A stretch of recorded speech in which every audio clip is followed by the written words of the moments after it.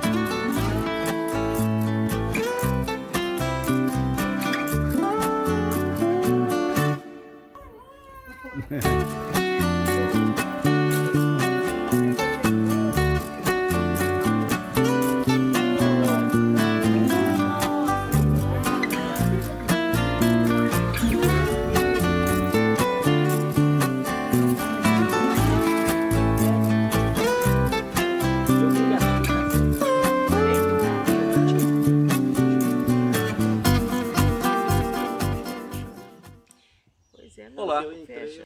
hoje estou aqui na Fazenda Velha.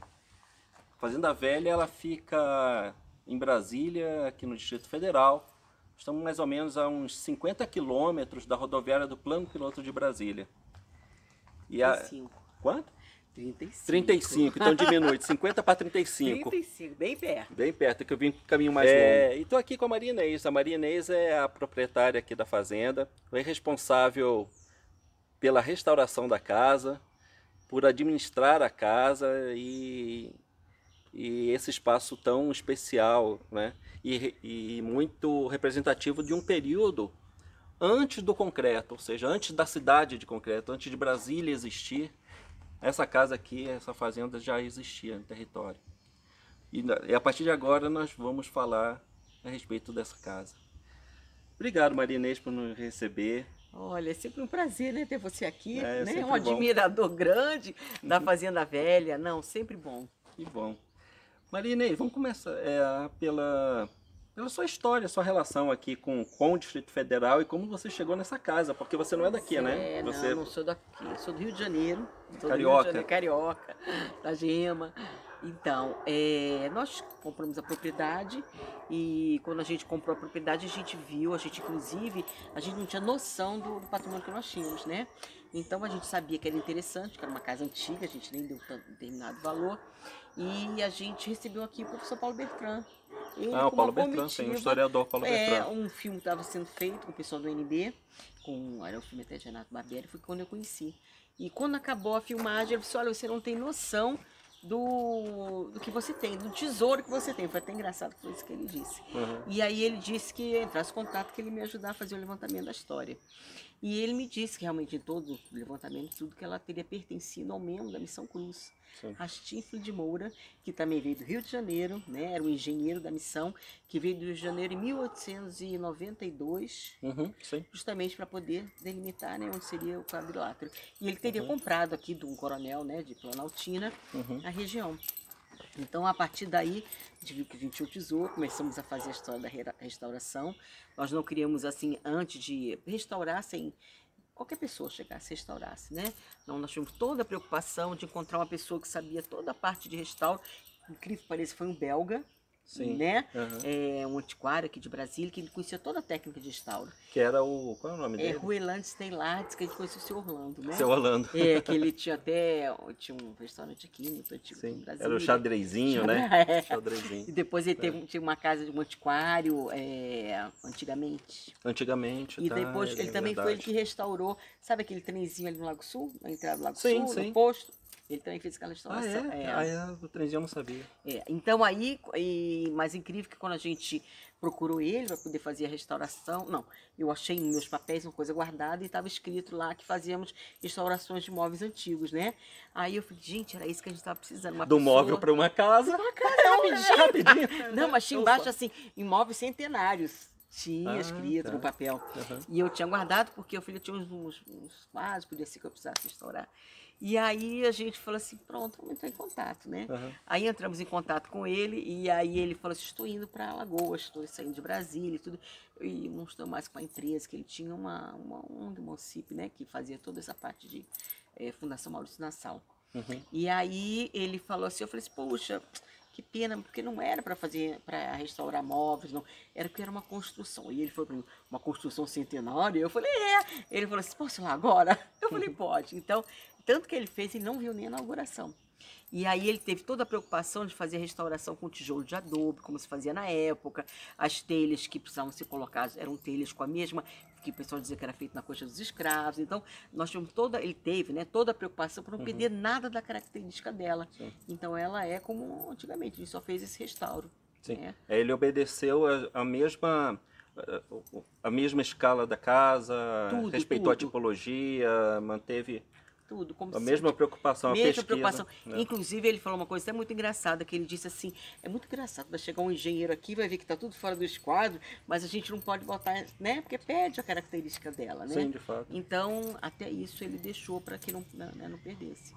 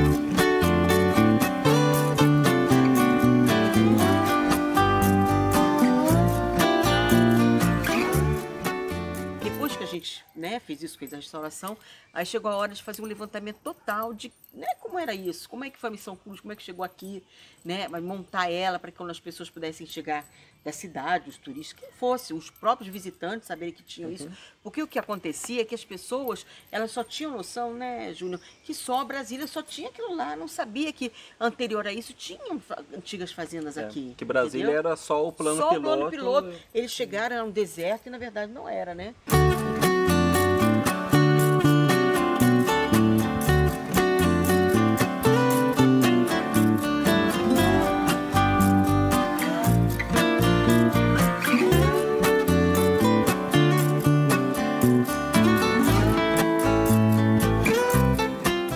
Né? A Fazenda Velha, ela é uma das fazendas que no século XIX se instalam, né, no Distrito Federal. Essas fazendas, elas surgem a partir de uma migração de pessoas vindas de muita gente vinda de Minas Gerais, outras pessoas de outras regiões do Brasil, do Nordeste, algumas vindas de Portugal, né, com o propósito de adquirir terras, né? E é interessante isso,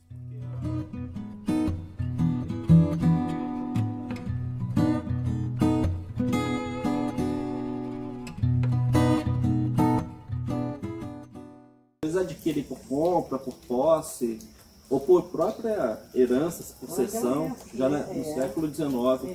Vão se instalar, constroem as casas e a família está ali, um pequeno, né, quantidade de gado, uma agricultura mais de abastecimento. O Paulo Bertrand, né, gostava de falar de abastança e não de subsistência.